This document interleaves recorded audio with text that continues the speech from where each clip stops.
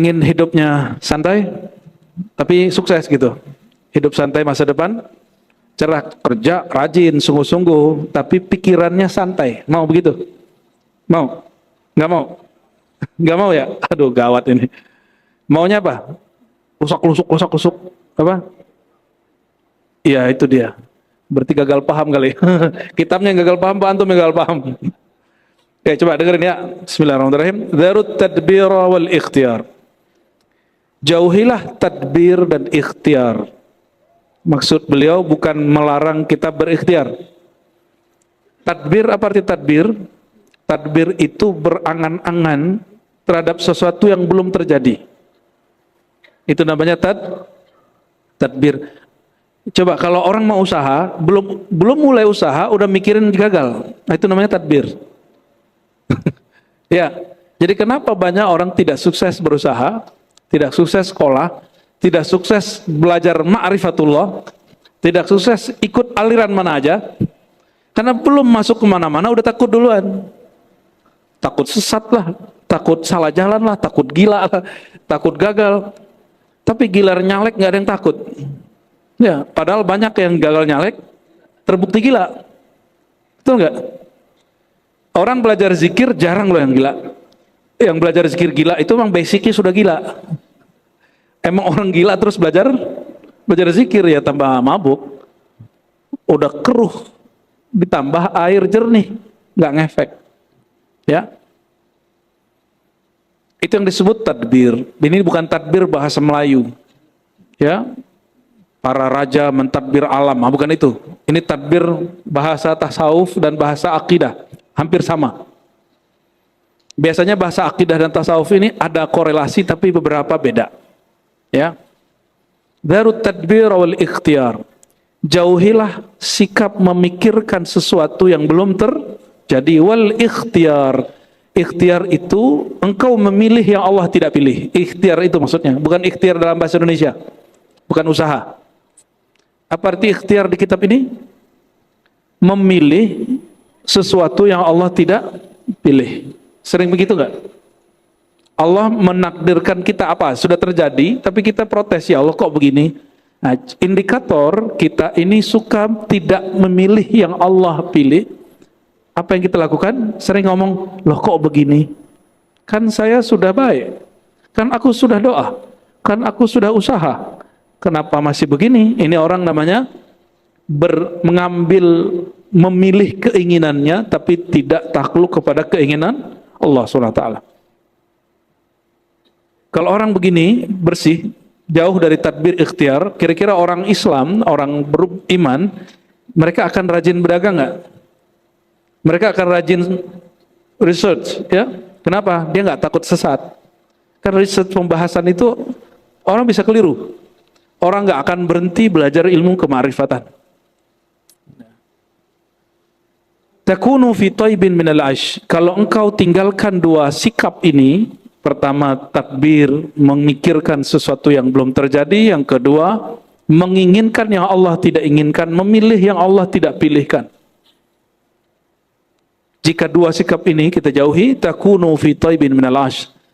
Hidupmu akan sukses. Takunu, engkau akan menjadi fi taibin, dalam kebaikan, keberkahan, minal aish, hidup. Terjemahan bebasnya apa? Hidupmu akan sukses. Ya. Oh, sekarang lagi banyak yang pengen jadi Imam Mahdi. Padahal Allah nggak milih dia. Ya, kita sering dapat surat, soalnya surat cinta dari Imam Mahdi.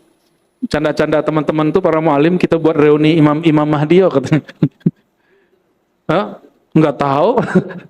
Lo kan kita ngirim surat, ini ada yang dari sini, dari situ. Kalau saya kumpulin sudah hampir 30 surat. Hampir 30 surat yang ngaku dialah Imam Mahdi yang kamu tunggu, wahai Ar-Razi. Waduh, saya bingung juga tuh ya. Ini kalau dikumpulin kan mereka bingung tuh sesama Imam Mahdi, Pak. Ya, kan seru ntar kalau ada begitu ya. Biar mereka nonton yang beginian, ya. Emang dia doang yang ngalamin itu ya.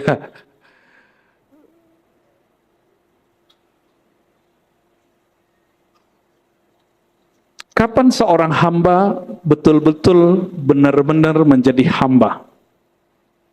Orang yang sama ditanya, Su'ila Abul Abbas Ibnu Atha. Ya. Ibnu Atha ini ditanya, posisi apa atau konsep kayak gimana seorang hamba dia menjadi benar-benar hamba? Ini sudah betulan hamba belum nih? Atau baru ngaku-ngaku? Orang ngaku hamba dengan beneran hamba beda nggak?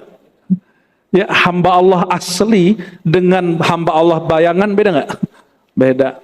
Coba kita lihat, hamba Allah yang asli, yang benar-benar hamba, kata beliau, qama maqamal ubudiyah, qala tarkut tadbir. Dia meninggalkan semua sikap berangan-angan, memikirkan sesuatu yang belum terjadi. Ya, nanti kalau begini gimana, begini gimana? Apa bedanya tarkut tadbir dengan belajar ilmu akhir zaman? Beda loh ya. Belajar ilmu akhir zaman semuanya berdasarkan wahyu dan ilham. Kalau tadbir pakai angan, tapi ada juga yang kajian akhir zaman pakai tadbir, pakai angan-angan ada. Ada yang pakai WA juga ada, mau YouTube. Nih kita kasih tahu. Ini sudah akhir zaman. Akhir zaman pengkhabarannya langsung dari Nabi akhir zaman. Siapa beliau? Nabi Muhammad SAW. Berarti wahyu atau wali akhir zaman. Yang mereka dapat isyarat cara memahami hadis-hadis tentang akhir zaman. Nah, dan kita sudah riset dari 2006. Saya sudah mengkaji tentang hadis-hadis akhir zaman, tapi nggak paham-paham. Mengkaji kemudian kajian-kajian ulama-ulama, isyarat-isyarat yang mereka terima tentang akhir zaman, nggak paham-paham sampai terjadi pandemi. Ketemu orang aneh-aneh, ketemu kejadian aneh-aneh, dan ya rohani kita diberi anugerah besar lah oleh Allah SWT. Ya, di situ saya baru kemudian bisa menyusun. Oh, akhir zaman itu susunannya dari sini sini, baru paham. Ya. Maka susunan itu bukan kita yang bikin, itu memang ada hadisnya begitu, tapi tadinya nggak tahu cara membacanya. Karena kitab-kitab akhir zaman itu mazhabnya juga ada kitab tazkirah, ya, ada juga al-nihayah, tazkirah karya Imam Qurtubi, ada an-nihayah karya Ibnu Katsir, ada yang lebih tua lagi karya Imam Abu Shaykh, tapi hadisnya banyak dhaif, ya. Cuma ada hadisnya dhaif, maknanya benar, mungkin terjadi. Namun orang-orang salah memahaminya. Contoh, masih ingat kejadian awal pandemi? Ini pada lupa semua pandemi. Emang memori antum pendek-pendek semua ya. Waktu awal pandemi, orang panik beli beras di mana-mana. Ada yang kemudian nabung emas. Katanya yang bisa dipertahankan ke akhir zaman cuma emas. Ya salam. Satu menggantungkan diri kepada beras, satu menggantungkan diri kepada emas. Dia lupa ilmu akhir zaman itu bukan masalah nyelamatin perut. Dia nyelamatin kolbu. Ketika diumumkan nanti 15 Ramadan akan terjadi dukhon, semuanya panik. Benar gak? Masih ingat? Hadisnya pada dhaif loh. Walaupun isyarat beberapa aulia Allah itu akan terjadi, tapi bukan karena hadis dhaif itu. Karena hadis dhaif nggak usah dipercaya. Hadis dhaif tidak dapat dipercaya. Hadis dhaif dia hanya boleh dipakai dalam bab motivasi dan amal-amal kecil, amal-amal soleh. Dalam hukum dan akidah tidak boleh dipakai. Ya, ini perhatiin. Maka beliau dikutip dulu ayatnya, lalu hadis-hadisnya, lalu kalam-kalam ulama yang mendukung. Jadi ditaruh kalam ulama itu belakangan oleh Imam Al-Baihaqi. Seperti kalam Ibnu Atha Abul Abbas. Jadi jangan sampai antum ngaji akhir zaman yang main angan-angan. Dan ciri-ciri orang ngaji akhir zaman dia pakai angan-angan, maka dia gelisah, banyak takutnya, banyak cemasnya. Tapi kalau ngaji akhir zamannya pakai rohani, inilah yang disebut Abul Abbas Ibnu Atha. Kalau engkau ingin imanmu benar, hidupmu bahagia, zarut tadbira, tinggalkan mengangan-angankan, memikirkan sesuatu yang belum terjadi.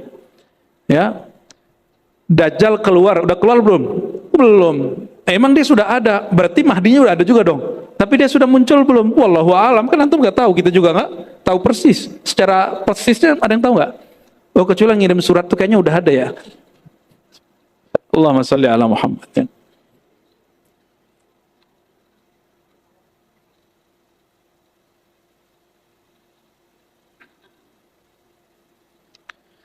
Yang boleh mentadbir, membicarakan masa depan itu yang tahu masa depan. Yang tahu masa depan siapa? Siapa yang tahu masa depan? Allah. Nabi tahu masa depan? Kalau Allah nggak beritahu, Nabi nggak tahu. Tapi kalau Allah beritahu, Nabi tahu.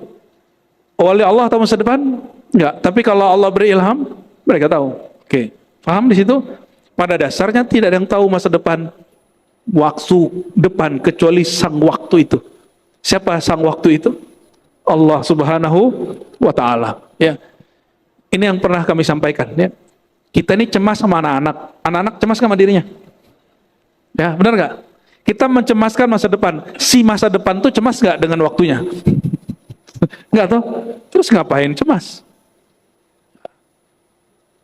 Jadi kebahagiaan itu akan muncul kalau orang rileks. Kalau orang mulai rileks itu pada batin. Maka belajar akhir zaman mesti dengan rohani, bukan hanya dengan angan-angan.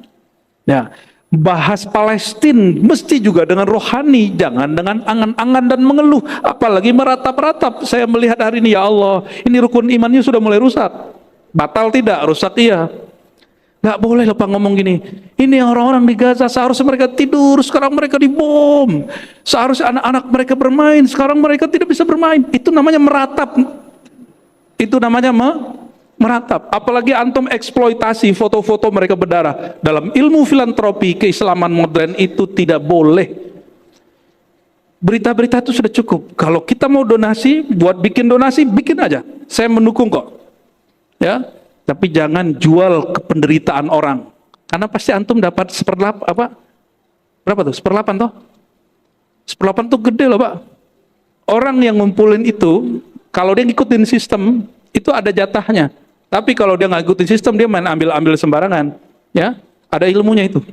Ya, kita juga lama di dunia filantropi, di lembaga zakat yang sahih saya juga ikut lah. Ya, kita mengerti lah, ini kemana perginya. Kita pernah kirim kemana nggak nyampe, ada yang nggak nyampe sini, geser ke sini, ngerti lah kita itu. Ya, di zaman orang-orang belum bicara Palestina, kita sudah bicara Palestina. Jadi kalau antum bicara Palestina, jangan menjual penderitaan mereka. Sebut saja, perjuangan kita suci, kita ingin merebut atau membantu saudara kita di tanah suci. Udah, nggak usah kemudian aneh-aneh, nggak usah kemudian buat pentas seni, meratapi nasib anak-anak Gaza, nggak usah. Itu menolak takdir. Itu menolak takdir. Sampaikan kepada semua orang yang katanya ingin memperjuangkan Palestina, Gaza, Sudan, semuanya. Ya, Imam Nawawi Al-Bantani, Syekh Nawawi Al-Bantani dalam kitabnya menyebutkan itu. Ya, ketika ada orang meratapi, seharusnya mereka hari ini tertidur, tapi mereka tidak bisa tidur. Harusnya mereka hari ini bisa sekolah, mereka tidak bisa sekolah. Itu dikatakan dan ditegur dan dinukil oleh Syekh Nawawi Al-Bantani dalam kitab Aqidah.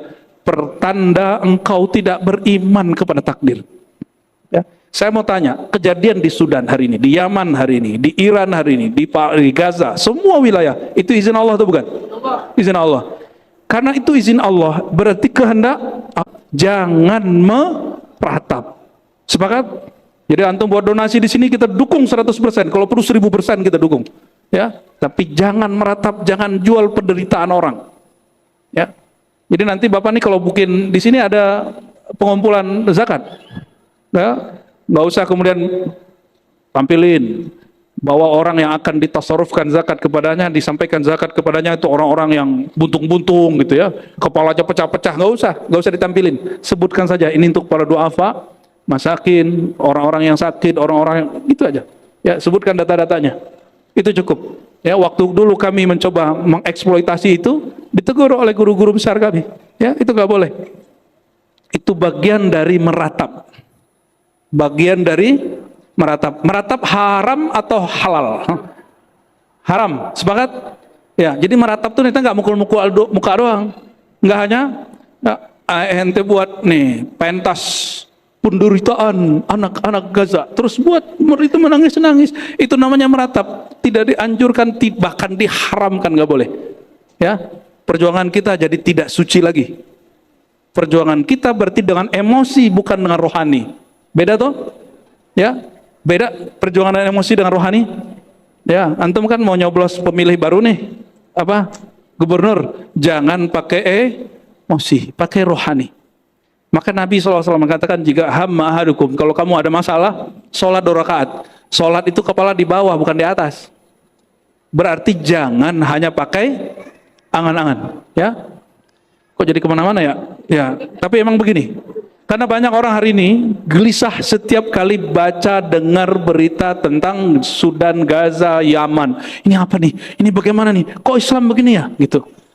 Belum lagi debat nasab, ya. Oh, lucu-lucu. Ada yang putus asa dengan semua debat nasab. Apa kata mereka? Kami sudah capek dengan debat semua ustadz. Kapan ustadz ini bikin mobil? Astagfirullah. Ini orang salah pertanyaan. Kalau dia nanya bikin mobil, jangan ke ustadz. Ustadz itu guru orang yang bikin mobil. Kalau mobilnya nanti gak diproduksi, biar nggak stres gitu, ya. Allahumma sholli ala sayyidina Muhammad. Siap untuk tidak memikirkan yang belum terjadi, mempersiapkan yang belum terjadi, boleh. Ayatnya jelas, ya. Wal tanzur nafsum ma qaddamat lighad. Maka seseorang bersiaplah terhadap apa yang terjadi besok. Apa persiapannya? Kalau zahir, zahir, batin, batin. Kalau masa depan, Allah suruh kita persiapkan dengan batin. Kalau urusan makan, ya kita nabung. Maka Nabi itu, Bapak Ibu, jangan dikira Nabi nggak nabung, ya. Nabi itu menabung gandum untuk setahun beliau, keluarganya, dan 9 istrinya. Tapi baru setengah, mungkin belum nyampe setengah tahun, 3 bulan sudah habis. Kenapa? Bagi-bagi. Setiap orang datang, Nabi bagi. Seorang datang, Nabi bagi. Ada yang begitu gak? Dan Nabi gak pernah pikirin. Itu yang disebut beliau itu ar-rih al-mursalah. Beliau itu seperti angin yang bebas, masuk, pergi, begitu aja. Ada yang rezekinya begitu gak? Masuk, pergi. Ada yang rezekinya begitu? Itu bukan orang miskin, itu orang paling kaya sealam semesta. Menurut antum yang lebih kaya Nabi Muhammad atau Nabi Sulaiman? Mana yang lebih kaya? Udah bener ini ngajinya udah. Ya. Nabi Sulaiman hanya Nabi Bani dapat izin menguasai angin, bicara segala macam dengan hewan-hewan. Kalau Nabi Muhammad SAW bicara bahkan naik ke aras, menembus langit, semuanya. Apa kata beliau? Itu kunci surga sama gua. Itu orang paling kaya sealam semesta. Ya, maka beliau yang terakhir masuk surga. Bukan karena beliau kaya, tapi karena beliau menyelamatkan orang yang merasa kaya. Allahumma sholli ala sayyidina Muhammad. Semoga kita termasuk orang yang diselamatkan baginda Nabi Muhammad SAW. Masih takut kaya? Antum miskin ngeluh, mending kaya bersyukur. Ya. Maka beliau mengatakan, Ibnu Atha Abul Abbas, la tahillu as-salamah, la tahullu, ya. As-salamatu hatta takuna fi tadbir ka ahlil kubur. Kamu tidak akan benar-benar selamat sampai dalam masalah angan-angan seperti ahli kubur. Orang ahli kubur masih mikir-mikir nggak? Nggak tahu juga ya. Emang nggak ada, nggak mikir lagi dia. Al-farhu fi tadbirillahi lana wa syaqa'u fi tadbirina. Jadi tadbir itu wilayah Allah. Tadbir berarti memikirkan kejadian masa depan, itu wilayah siapa? Wilayah Allah. Maka jangan pernah masuk ke wilayah dia. Jangankan dia, ya. Kita beda negara, beda kampung, premannya udah marah sama kita. Bener nggak? Lu masuk wilayah gua, bro. Apalagi masuk wilayah Allah, masuk ke wilayah medan ketuhanan, itu namanya mencari syakawah, menantang Allah SWT. Itu awal orang tidak mencapai happiness, kebahagiaan. Dia nggak akan bahagia. Ya, ngatur-ngatur hati sama. Hati kita nggak bisa kita atur, Pak. Sama nih, nggak boleh lo ngatur hati istri, nggak boleh. Sama ibu ya, tidak boleh menguasai hati suami. Karena hati itu wilayah Tuhan. Kata Imam Ghazali, dikutip di Ihya, ini bukan hadis. Qalbul mu'min arsullah. Qalbu orang beriman itu singgasana Tuhan. Ada yang berani? Jangankan singgasana Allah SWT. Istana presiden aja meriam begitu depannya. Macam-macam orang langsung iya. Pengawal-pengawalnya. Apalagi tentara-tentara Allah Subhanahu wa ta'ala. Jadi mulai paham cara memahami takdir? Takdir itu dijalani, lalu dicoba, bukan diangan-angankan. Dijalani, dicoba. Ikhtiarnya bukan ikhtiar dalam pemahaman yang di kitab ini, tapi ikhtiar itu maksudnya beristikharah kepada Allah, lalu lakukan apa yang kita sanggup. Itu ikhtiar yang dimaksud. Bukan kemudian memilih yang Allah tidak pilih. Itu lain. Ada yang tahu takdirnya nggak? Ada yang tahu takdir kekayaannya? Boleh jadi kita punya takdir 10, tapi kita ngambil cuma 3. Benar nggak? Kalau antum kemudian berbaik sangka kepada Allah, siapa tahu Allah upgrade menjadi 5, menjadi 7. Dan itu hanya dengan cara apa? Lakukan apa yang kita bisa semampunya dan semaksimalnya. Jangan berlindung dengan takdir padahal malas. Ada yang begitu?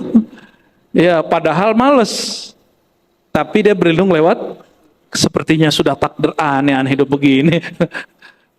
Allahumma shalli ala sayyidina Muhammad. Lalu ada imam salafus soleh bernama Sahal, ya. Apa kata beliau? Al-balwa minallah ala wijhain. Bala itu tidak hanya buruk. Bala itu ada 2. Ada bala rahmat, ada bala uqubah. Uqubah akibat, buruk. Jadi akibat itu bukan bahasa Indonesia lah ya. Kita ini banyak utang sama bahasa Quran. Rahmat bahasa mana? Bahasa Quran juga. Ya, sekarang jadi nama orang ya. Bala, jadi bala itu artinya sesuatu yang sampai kepada kita. Kejadian yang sampai kepada kita disebut dengan bala. Apa kata beliau? Ada bala rahmat, ada bala uqubah. Fabalwar rahmah yub'ithu sahibahu ala izhari faqrihi wa faqatihi ila Allah. Wa tarku tadbir wa balwar uqubah yub'ithu sahibahu ala ikhtiyarihi wa tadbirihi. Bala rahmat, ya, itu membuat orang yang mengalaminya menunjukkan kefakiran dan keperluan bahwa dia membutuhkan bantuan Allah Subhanahu wa ta'ala. Maksudnya gini, nggak usah jauh-jauh. Teks proklamasi kalimatnya gimana? Ya, ada kalimat rahmat Allah nggak? Gimana lafaznya? Dengan rahmat Allah. Itu yang bikin negara kita dapat rahmat sampai hari ini. Ya, maka yang bikin pasti wali Allah itu. Jadi wali Allah itu nggak mesti ustad. Bisa jadi wali Allah itu umara.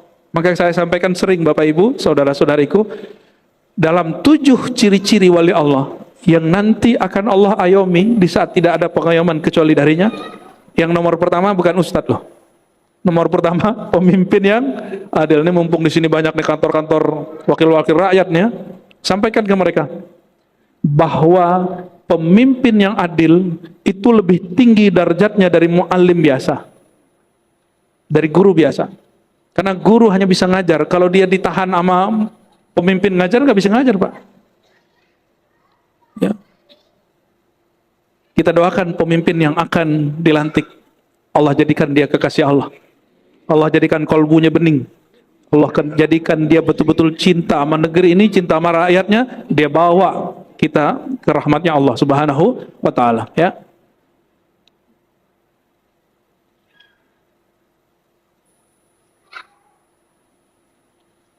Ada Imam Syaqiq Al-Balkhi. Syaqiq Al-Balkhi ini dinukil di sini pernah memberi wasiat kepada murid-muridnya, ya fakir, wahai muridku. Dulu santri itu dipanggil fakir, Pak. Maka sekarang menjadi istilah dalam ceramah para ustadz, al-fakir, gitu kan? Ya, berarti dia merasa saya seorang santri gitu, yang memerlukan perhatian Allah dan bimbingan guru-guru. Itu artinya dari al-fakir.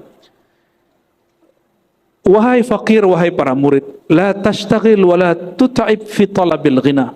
Jangan terlalu berangan-angan mencari kekayaan. Kerja aja. Tapi jangan pakai angan. Pakai perencanaan boleh, angan nggak boleh. Apa beda rencana sama angan-angan? Rencana itu planningnya ada, planning 1, planning 2, planning 3 gitu, dan orangnya terarah. Kalau angan-angan, acak. Ya, udah merasa sukses sebelum waktunya, itu angan-angan. atau sudah merasa gagal sebelum terjadi. Itu juga angan. Mohon maaf, ini kita perlu malu dengan saudara sebangsa kita yang keturunan China. Ya, mereka kenapa bisa menguasai perniagaan, bisnis? Coba properti, mereka punya, karena mereka ngambil ilmu ini. Padahal harusnya itu orang yang ngaku Islam harus ngambil itu. Jangan-jangan mereka lebih Islami dari kita, Pak. Bagi mereka, kalau belum tahu gagal, maju aja dulu, ya kan? Kan belum tahu, masa depan kan masih belum jelas. Ya, begitu mereka sangat kuat. Lalu dikatakan oleh beliau, fa innahu idza qasama lakal faqra la takun ghaniya. Orang yang Allah tidak pernah bagi nikmat kaya kepada dia nggak akan pernah kaya. Maksudnya apa? Kaya itu takdir. Tapi takdir itu dari 1 sampai 10 kita diberi hak oleh Allah untuk memilih. Baik caranya, hak atau cara yang batil. Dari 10 nih orang kaya, jadi dia data aja 1 sampai 10, dia bisa saja dengan cara yang halal, atau bisa saja dengan cara yang haram. Bisa dengan cara yang baik, bisa dengan cara tidak baik. Bisa dengan cara zalim, bisa dengan cara tidak zalim. Bisa dengan cara jujur, bisa dengan cara korupsi. Ya. Tapi karena sistem negeri kita ini agak ambigu, ya, orang nggak korupsi tapi terjebaknya di kolusi. Orang nggak kolusi terjebaknya di nepotisme. Nepotisme itu kalau di Saudi nggak berlaku, Pak. Karena emang negara Saudi negara apa? Monarki. Kalau ada proyek yang megang siapa? Saudara semua. Enak begitu. Maka negaranya nggak ada pemilu. Nggak pemilu itu, Bapak Ibu. Seandainya Indonesia nggak ada pemilu, kita sudah jadi negara, salah satu negara kaya di dunia. Habis duit kita untuk pemilu. Coba tanya sama DPR, tanya sama Menteri Keuangan, berapa habis dana pemilu kita setiap 5 tahun. Itu yang tercatat, yang masuk, belum lagi yang personal. Satu orang, jangan DPRD, berapa dananya? Di Jakarta berapa dia ngelotorin rata-rata? Ada yang tahu? Gua nyampe MM-an lah. Ya nggak bisa pakai doa, Pak. Kecuali temanku di Jawa Tengah ikut partai santri, ya betul masuk dia. Ya saya nggak punya modal ya, tapi karena Kiai yang suruh maju masuk. Ya zero. Ada tuh partai begitu. Tapi kita nggak tahu sampai kapan partai itu akan begitu. Oke. Lalu lawan dari tadbir, lawan dari memilih sesuatu yang tidak dipilih Allah, apa lawannya? Yang kita sudah bahas sebelumnya itu ridha. Ya. Abul Abbas Ibnu Atha, ya, lagi-lagi Imam Salafus Saleh ini dinukil, kata beliau, ar-ridha tarkul khilaf 'ala Allah fima yujrihi al-'abd. Kapan seorang itu disebut ridha? Kalau dia tidak menentang keinginan Allah. Allah maunya kamu begini, terima aja gitu. Tapi jangan kemudian belum ngapa-ngapain udah terima. Itu namanya pemalas. Beda ya. Kapan seseorang tahu usaha dia, kemampuan dia itu batasnya A? Kapan dia tahu? Dia duduk aja atau dia coba? Coba. Antum ngomong, kayaknya takdirku begini. Itu setelah mencoba atau sebelum mencoba? Apakah semua orang yang sukses hari ini itu langsung sukses atau pernah gagal? Apakah ulama-ulama yang hari ini jago baca kitab, jago ceramah, dia langsung bisa ceramah? Adakah orang terlahir langsung bisa ceramah? Adakah orang terlahir dia langsung kemudian punya rekening dan bisa ngambil sendiri? Nggak ada kan? Kalau dia punya warisan ya, tapi punya rekening langsung kan nggak? Karena masa depan itu ada dua. Jadi angan-angan itu cara menanggapi masa depan dengan negatif, berusaha dan mencoba itu cara menanggapinya dengan cara yang positif, ya. Itu dalam bab dunia, Pak, dalam bab kerohanian, ya. Jangan belajar sama Ustadz tuh, nanti kamu gila. Nah, itu namanya salah satu tadbir itu, ya. Akhirnya ilmu antum cetak segitu aja dari dulu, ya. Baik, azan dulu, tafadhal. Kita baca beberapa lagi sebelum ada tanda jawab, ya.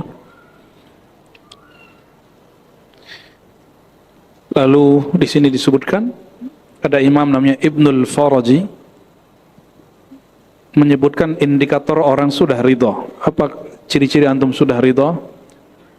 Sudah ridho belum hari ini? Sudah ridho belum jadi orang Indonesia? Sudah ridho belum dengan pemimpin yang berlalu dan yang akan datang? Takdirnya loh, bukan nama orangnya, itu terserah antum lah itu. Takdir kita dipimpin orang ini, orang itu dari itu belum? Yang mengizinkan terjadi itu siapa? Bukan berarti kemudian kita jadi tidak kritis, bukan, itu lain cerita, ya. Karena kalau antum suka ngeluh, ya, jalan lobang, salah dia, ya kan. Apalagi banjir, salah dia, gitu. Jadi semuanya yang ada nyari orang untuk dikambing hitamkan. Ya semua salah dia. Astagfirullah. Semua salahmu gitu. Apa kata Imam Ibnul Faraji? Ridha itu indikatornya 3. 1, engkau tidak mempunyai pilihan kecuali yang Allah pilihkan kepadamu, tarkul ikhtiyar. Yang kedua, sururul qalbi bimarril qada, hatimu bahagia dengan semua takdir yang terjadi, yang berlalu. Berarti beliau dihajar yang pertama jangan pakai angan-angan masa depan. Kalau yang sudah berlalu, hatinya bahagia. Hari ini takdir yang sudah dialaminya bahagia nggak? Ya, surur tuh happy aja. Allah lagi menginginkan apa ya gitu. Kok kita dipimpin dia di periode ya gitu. Antum harusnya begitu, happy aja. Kan Allah yang ngatur. Ya, Allah yang ngatur nggak? Ada nggak di satu wilayah di Indonesia Allah tidak berkuasa di situ? Sudah happy dong, happy aja Pak, santai aja ya. Terus yang ketiga, isqatu tadbir minan nafs hatta yahkuma laha 'alaiha. Ya, menghilangkan angan-angan dari jiwa hatta yahkuma laha 'alaiha, sehingga dia dapat menguasai jiwa, bukan kemudian malah jadi petaka baginya. Lalu beliau mengutip lagi Imam Abu Utsman Al-Baikandi. Apa kata beliau? Kalau benar seseorang itu tidak cinta dunia, lalu kenapa dia sedih kalau dunianya hilang? Yang lagi baru turun kemarin, terus nyalek lagi, nggak masuk. Kalau betul dia memang cinta rakyat nggak milih dia. Dibongkar nggak jalannya? Nggak ya, harusnya kan nggak dibongkar. Nah, ini bagian akhir yang kita baca di bab ini, bukan akhir dari kitab ini, tapi bagian akhir yang kita baca di bab ini. Ciri-ciri rukun imannya sudah sempurna apa? Kamaluddin fi tabarri minal haul wal quwwa ruju' fil kull ila man lahul kull. Ini dikalamkan oleh Imam Abu Abdurrahman As-Sulami dari guru-gurunya. Sempurnanya agama seseorang at-tabarri minal haul wal quwwah.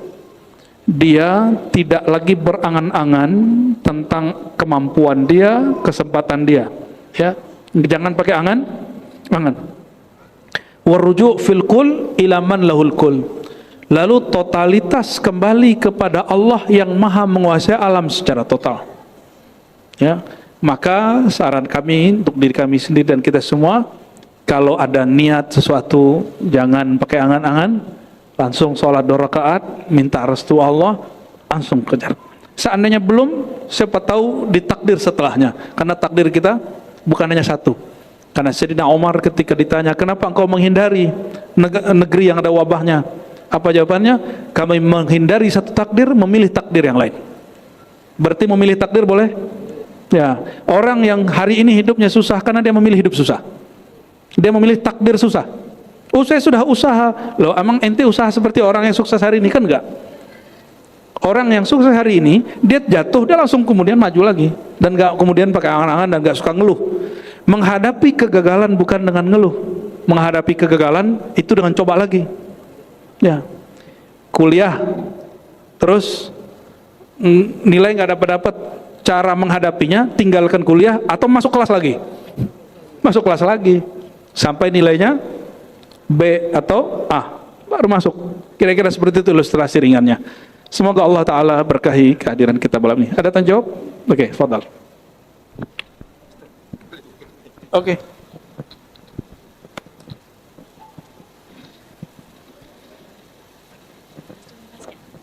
Terima kasih Buya atas kesempatannya. Kami persilakan kepada Ibu yang ingin bertanya atau Bapak. Sambil menunggu satu penanya. Boleh.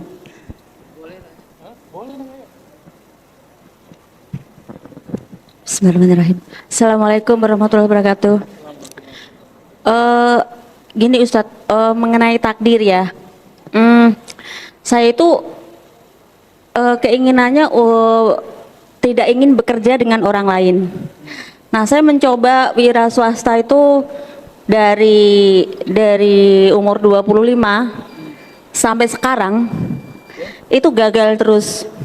Oke. Tapi saya sambil kerja karena untuk menutup ekonomi saya supaya stabil sambil kerja, tapi saya membangun untuk masa tua saya supaya saya tidak bekerja dengan orang lain gitu. Oke. Nah, Gimana caranya? saya berpikir itu apakah saya itu takdirnya harus kerja dengan orang lain terus? Saya berpikir di situ. Oke. Setiap saya habis usaha buka usaha, misalkan nih habis buka kuliner, besok aduh gagal nih. Gagal, terus akhirnya saya buka usaha kayak laundry gitu kan, di bidang bukan bidang yang sama gitu, tapi gagal lagi. Oke, pertanyaannya? Pertanyaannya, apakah saya takdir saya, ini saya umur saya udah 51. Oke. Masih Apakah muda. takdir saya itu Dibandingkan antum masih sampai muda. pensiun akan Oke. seperti ini terus gitu? Baik. Oke. Ya, terima kasih. Ya, Bu siapa? Bu? Ibu Ida. Bu Ida. Baik, Bu Ida. Kayak lagu-lagu jadul ya namanya, Bu Ida gitu. Oke, Bu Ida. Ini saya bacakan satu hadis. Jangan-jangan hadis ini belum dapat. Ini untuk orang yang kalau nggak ingin bekerja dengan orang lain berarti dia ingin jadi leader toh? Benar nggak? Oke. Idza aradallahu bi imamin khairan ja'ala lahu waziran salihah. Hadis Imam Nasai, hadis sahih. Ciri-ciri orang diberkati sukses untuk memimpin, Allah jadikan orang-orang sekitarnya orang-orang yang soleh. Soleh itu cocok sama dia. Mungkin ibu sudah usaha, tapi ibu nggak punya tim yang solid. Betul nggak? Karena ibu nyambi. Ya, nggak bisa nyambi bu. Coba tanya semua orang yang sukses hari ini, walaupun dia cuma jualan pisang goreng, tapi kemudian banyak cabangnya, atau punya rumah makan Padang yang tadinya kecil sekarang jadi besar. Emang rumah makan apa sederhana itu langsung gede. Dulu emang sederhana, sekarang sederhananya pakai pajak. Ya Allah berkahi karena dia totally, dia nggak nyambi. Ada lagi yang baru tuh, nasi kapau tuh, Pangeran Mudo tuh. Ya dulu katanya usahanya nggak begitu, usahanya buat sepatu apa gitu, apa jadi coba. Tapi baru 3 atau 5 tahun ini sukses, punya cabang di Pondok Indah segala macam. Saya waktu makan disuruh traktir sama beliau, lah yang punya naktir alhamdulillah nggak jadi bayar Pak. Ya semoga Allah berkahi beliau yang totally dengan sungguh-sungguh, itu yang disebut sungguh-sungguh. Manjada wajada itu di situ ya. Apa takdir ibu emang bekerja ke orang lain? Takdir itu kita milih. Ibu milihnya yang mana? Ya kalau mau pensiun dini, cuma 51 itu udah telat kali ya. Ya udah telat itu. Oke, terus coba perhatiin hadis tadi. Ciri-ciri orang diberkati kepemimpinannya, Allah jadikan timnya solid. Nah, ini mulai dari kecil-kecil usaha, sama rumah tangga sukses, timnya solid, suami istri solid. Ya, apalagi yang paling penting karena sebentar lagi akan ada pelantikan, kita doakan presiden dan semua menteri-menterinya, presiden dan semua wakil-wakil rakyat, semua gubernur-gubernur, wali kota, bupati, mereka orang yang solid. Amin. Insya Allah Indonesia 5 tahun maju Pak. Insya Allah. Kok jadi kesana ya? Ya. Sudah apa lagi? Satu lagi Bu ya, sebelum ke jamaah ikhwan. Ini mungkin minta penjelasan secara bahasa atau lainnya. Pertanyaannya adalah apa beda takdir dengan ketentuan? Ya dia juga tuh. Takdir itu bukan bahasa kita, itu bahasa Arab. Dari kata qaddara yuqaddiru takdiran, fa'ala yufailu taf'ilan, artinya Allah yang memberikan kadar. Jadi kata kadar udah jadi bahasa Indonesia, kadar itu jadi bahasa kitanya kadar itu artinya apa? Ukuran atau ketentuan. Antum sebenarnya dapat hak 1 gelas ini, cuma waktu minum baru minum separuh udah berhenti. Padahal, dan setelah ini segelas masih boleh diisi nggak? Masih bisa diisi, gitu. Kira-kira begitu ilustrasi sederhananya. Wallahu a'lam bis-shawab. Jadi takdir, ketentuan itu sama. Baik. Bismillahirrahmanirrahim. Sebentar. Yang tahu ketentuan kita apa Allah? Ya. Berarti jangan urus wilayah Allah, wilayah orang nggak boleh. Ya, lanjut Pak.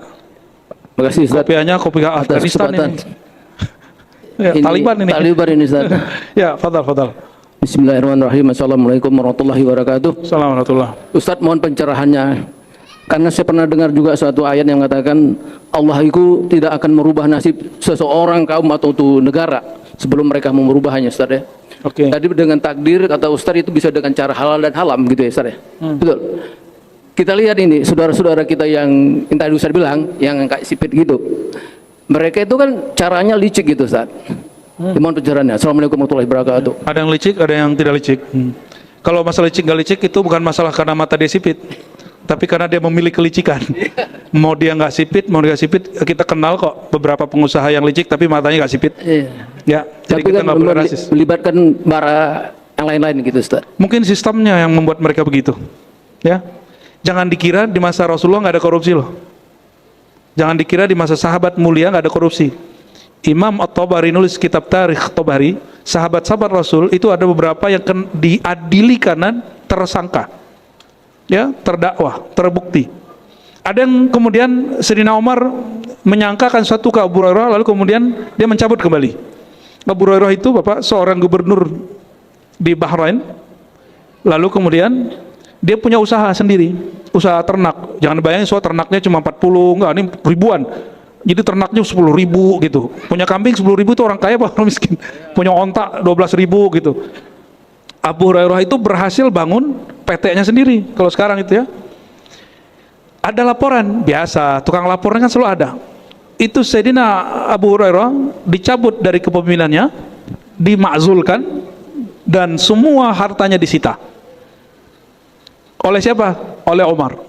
Tapi setelah beberapa bulan penyelidikan nggak terbukti dia korupsi. Apa kata Umar? Abu Hurairah, mohon maaf kalau engkau berkenan engkau jadi gubernur lagi. Kata Sayyidina Abu Hurairah, ogah. Nanti aneh kaya lagi, ente ambil lagi duit aneh katanya. Ente tuduh lagi aneh jadi koruptor. Ya, semoga orang-orang yang tersangka hari ini tidak terbukti tidak tersangka. Amin. Ya, semoga mereka emang orang baik tapi terjebak sistem, tapi Allah selamatkan kembali. Amin ya rabbal alamin ya. Udah cukup ya? Terima kasih Ustaz. Ya, barangkali itu Bapak Ibu, semoga kita yang berhadir diridhai Allah dan menjadi orang yang ridha kepada takdir Allah dan siap-siap menjadi orang bahagia. Amin ya rabbal alamin. Allahumma rahmanir rahim ya karim. Allahumma inna nas'aluka ridhaka waj'alna minar radiyah wal mardiyah. Ya Allah, kami memohon kepada Engkau dua sifat ya Allah, sifat meridai Engkau dan diridai oleh Engkau. Allahumma ja'al anfusana mutmainnatan. Ya Allah, jadikan jiwa kami jiwa yang tenang, jadikan kolbu kami kolbu yang sakinah, jadikan sir kami penuh rahasia kemakrifatan, jadikan ruh kami penuh dengan cinta kepada Engkau, dan wafatkan kami ya Allah dalam syariat Nabi Muhammad SAW. Hidupkan kami dalam mencintai Nabi Muhammad SAW, dan jadikan kami para hamba-hamba Allah ini bersaudara, dan kikislah kebencian dari kolbu kami. Dan ya Allah, sebentar lagi kami akan mendapatkan pemimpin yang baru. Ya Allah, takdirkanlah pimpinannya diridai oleh Engkau ya Allah. Jadikan orang-orang sekelilingnya orang-orang yang Engkau ridai ya Allah, dan jadikan negeri kami negeri yang Engkau ridai, negeri yang baldatun thayyibah, negeri yang penuh keberkahan dan Engkau mengampuninya. Allahumma ya Rahman Rahim irhamna waghfirna wa shalli ala sayyidina Muhammad. Rabbana atina fid dunya hasanah wa fil akhirati hasanah wa qina adzabannar. Walhamdulillah rabbil alamin. Assalamualaikum warahmatullahi wabarakatuh.